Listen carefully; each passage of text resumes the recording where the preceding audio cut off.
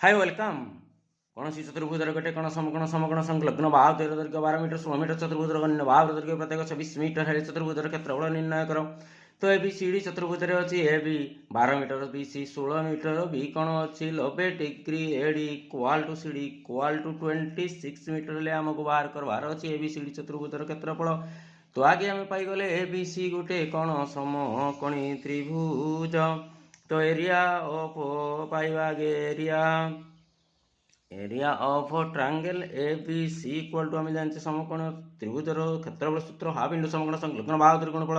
Half into ताले समकोण संलग्न बाहु केते केते अछि ना गोटे 12 गोटे 16 हाफ इंटू 12 इंटू 16 2 अष्टा 16 12 अष्टा 96 वर्ग मीटर। कर्ण ए सी आगे बाहर करदवा कर्ण ए सी समान पाइथागोरस उपपाद्य अनुसार A B square plus B C square root over A B square केते ना 12 square plus 16 square root over 12 12 144 16 16 256 ହେଇଗଲା କେତେ 400 400 ର ରୁଟ ଓଭର ଆସିଗଲା କେତେ 20 मीटर आसीगला किए ना ए सी आसीगला 20 मीटर। बर्तमान गोटे अंकन करा जाऊ धरा जाऊ गोटे आम डीएम लंब अंकन कले जेहेतु ए डी सी गोटे समद्वि बाहु त्रिभुज कारण 26 26 दुईटा बाहु थिला तो समद्वि बाहु त्रिभुजर उच्चता भूमि को कि करे समद्वि खंड करे। तेणु अंकन आम कले कौन अंकन कले ना डीएम परपेंडिकुलर टू ए सी अंकन करा जाऊ। तेबे अर्धभूमि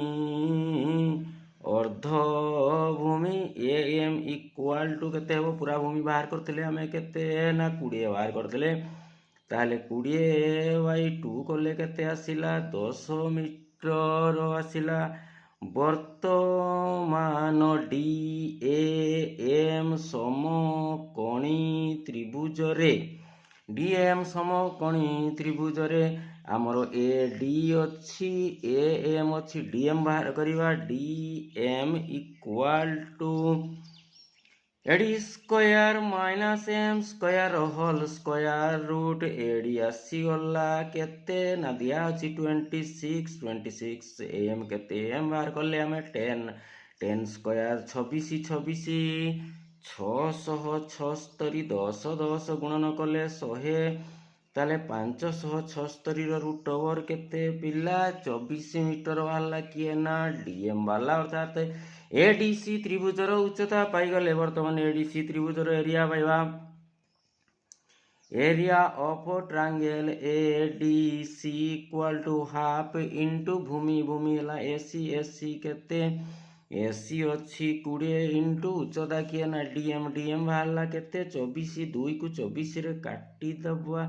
2 रे 24 काटी देले आसला 12 12 गुणन 20 12 दूणे 24 240 वर्ग metre.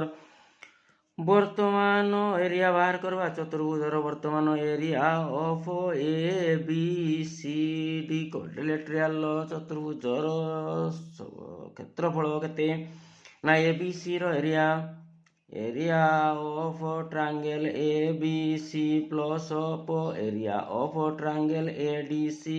Area of A B C पूरे आगे बाहर चला केते ना 96 प्लस वर्तमान वाला केते 240 इज इक्वल टू